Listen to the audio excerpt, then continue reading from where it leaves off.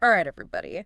Let's dive into something that seems like it's got everyone talking these days. That whole idea of like the future of being connected, you know? Yeah. Everything's connected. It seems like that's all you hear about. Yeah, it really is. It's everywhere you look, right? Yeah, it is. So is it all hype or is this like a really big deal? Well, it's more than just a buzzword, I think. Yeah. I think we're really talking about a complete shift in like how we're interacting with technology, but also like how we're interacting with each other. Okay, and that's what we're going to unpack today. We've got a really interesting piece that we're diving into called 5G versus 6G, the battle for the future of connectivity. Did I get that right? The battle for the future of connectivity. Yes. Okay, cool.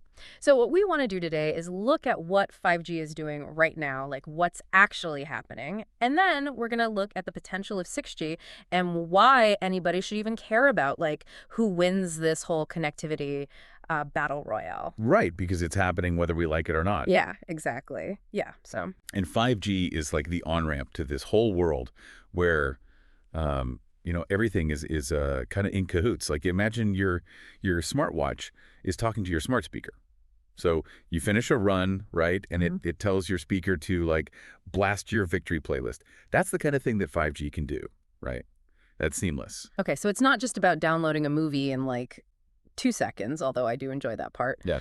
But it really is about that whole Internet of Things, right? It's setting up the groundwork for that, like all these devices talking to each other. Right. And think about like how much more efficient that can make things. Like your fridge can tell you when you're low on milk and order it for you. Okay, see, I would love that. I'm always out of milk. Right. That's the kind of thing that 5G can. That's the kind of future I can get behind, right? Exactly. Okay, but as cool as all that is, 6G, like that's where we need to like hold on to our hats, right? Buckle up. Yeah. Because we're talking like warp speed. The source says like 100 times faster than 5G. Yeah. It's ridiculous. Can you even imagine downloading an entire season of a show in like less time than it takes to say Netflix? Yeah. No, it's mind-blowing, the speed. But I think the real game changer here is not the speed itself. It's what that enables. It's going to make things possible that, we just think of as like, oh, that's Star Wars. Yeah. Like that's not real. All right, you said it. Time for the sci-fi portion of our show. So the source talks about like interacting with holograms, like they're there and stepping into a virtual world that like you can feel it, and even controlling devices with your mind. I mean, how far out are we talking? Well, it's closer than you might think. Researchers are actually making amazing strides in stuff like holographic communication and what they call haptic technology. And what that does is it lets you actually feel virtual objects. Wow. Right. And in terms of the whole mind control thing, brain-computer interfaces, it's a thing. People are working on this. It's a real thing, and it's happening.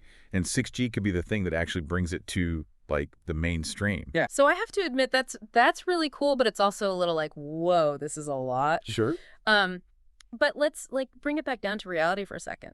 If we're just like regular people living our lives, what does this actually look like? What does a 6G world look like for me? Okay, well, imagine this. Instead of just playing games in virtual reality, you're going to school on a virtual beach. Okay.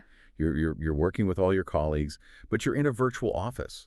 You could even try on clothes in a virtual fitting room. Okay, the virtual office, I don't know. But the virtual beach, I'm listening. The line between like what's real and what's digital really starts to get really, really blurry. Okay, that does sound kind of tempting.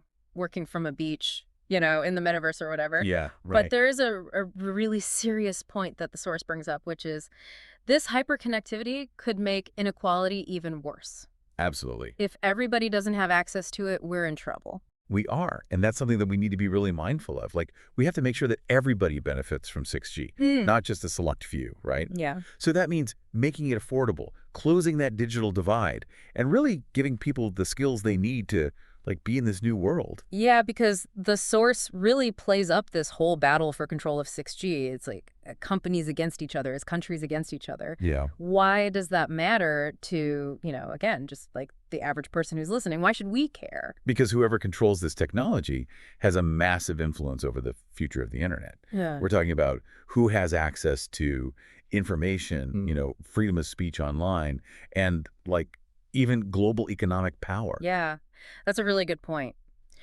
So I guess, to wrap up our little deep dive here on 6G, I think the real question is, if all of this is happening, what does it even mean to be human in a future where technology is so deeply integrated into our lives? It's a huge question that we're all going to have to grapple with as 6G becomes more and more our reality. This is really just the beginning of the conversation, right?